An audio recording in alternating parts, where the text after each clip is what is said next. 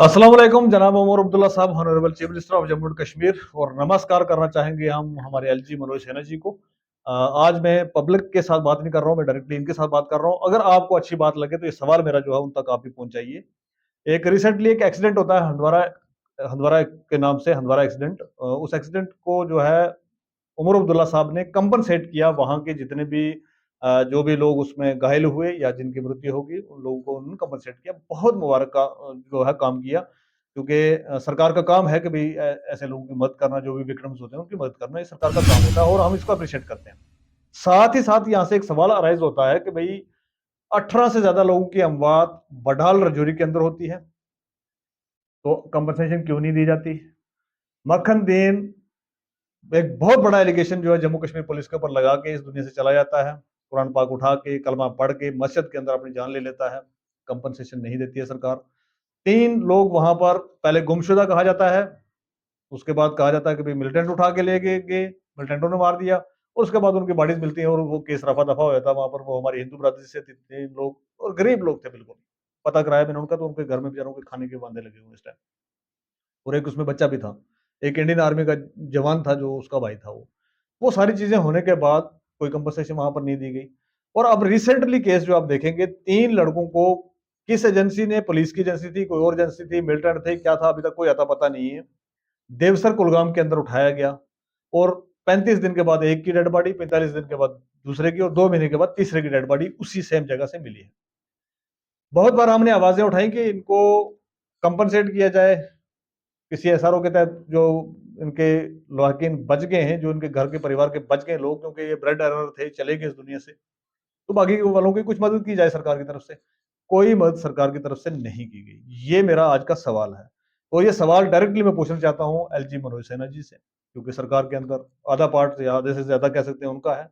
और उसके बाद उमर अब्दुल्ला साहब, उमर अब्दुल्ला साहब से इसलिए भी क्योंकि रिसेंटली आपने एक एक्सीडेंट हुआ, वहां पर तो कंपनसेशन जो है अनाउंस की, इनके लिए कंपनसेशन क्यों नहीं अनाउंस की, ये मेरा सवाल है।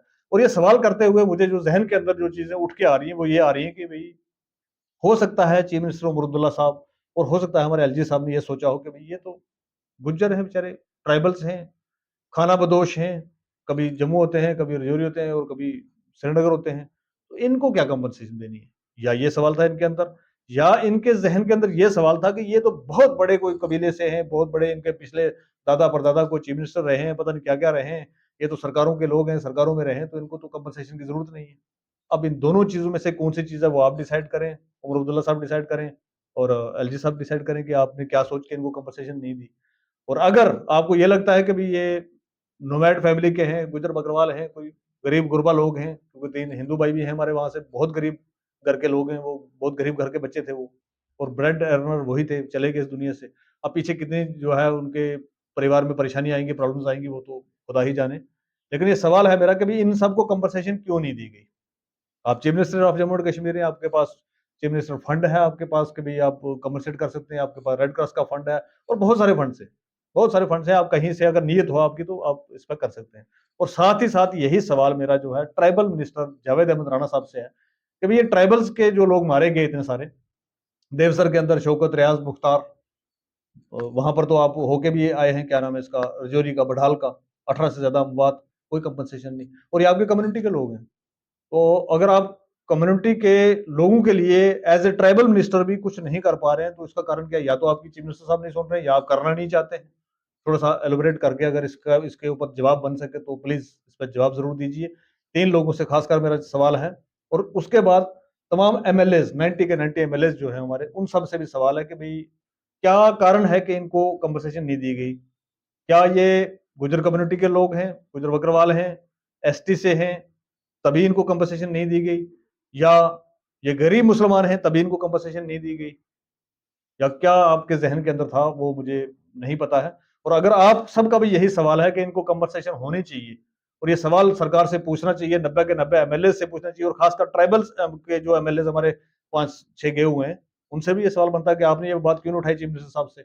अगर वहां पर कंपनसेशन की जाती है, जिसको हम वेलकम स्टेप करते हैं, सैल्यूट करते हैं, भाई आपने किया, उनकी मदद की, गरीब परिवारों की, बहुत अच्छा किया, लेकिन इनकी मदद आप कर क्यों नहीं कर रहे हैं, ये समझ से परे है। और खासकर जो हमारे एमपी साहब हैं यहाँ से, और ट्राइबल कम्युनिटी से एमपी साहब हैं, हमारे पीरो मुर्शद भी हैं, उनसे भी ये सवाल है कि इनकी कंवर्सेशन क्यों नहीं है, बढाल वालों की उसके बाद मखनदीन और उसके बाद देवसर के शौकत रियाज और मुख्तार, इनको कंपनसेशन क्यों नहीं दी गई? इंक्वायरी को तो आप बोल जाइए, इंक्वायरी तो आपने करवानी नहीं है, वो तो हम रो पीट के प्रेस कॉन्फ्रेंसेस करके बहुत बार कह चुके हैं कि इन पे इंक्वायरी होनी चाहिए, जुडिशियल प्रोब होना चाहिए, वो तो आप करवाएंगे नहीं, क्योंकि आपको पता है किसने मारा है। उसके बाद भी कार्रवाई नहीं करवाएंगे आप, वो तो चलेगा, लेकिन कंपनसेशन मिलनी चाहिए थी इनको, वो भी नहीं हुई है। उस कंपनसेशन के लिए अगर आप भी सवाल मेरे साथ उठाना चाहते हैं तो इस वीडियो को इतना शेयर करें कि भाई ये चीफ मिनिस्टर साहब तक पहुंच जाए, एलजी साहब तक पहुंच जाए, जावेद राणा साहब तक पहुंच जाए और 90 के 90 एमएलए तक पहुंच जाए, टैग करके उनको भिजवा दीजिए। सवाल है हमारे, सवाल का जवाब दीजिए। अल्लाह हाफिज।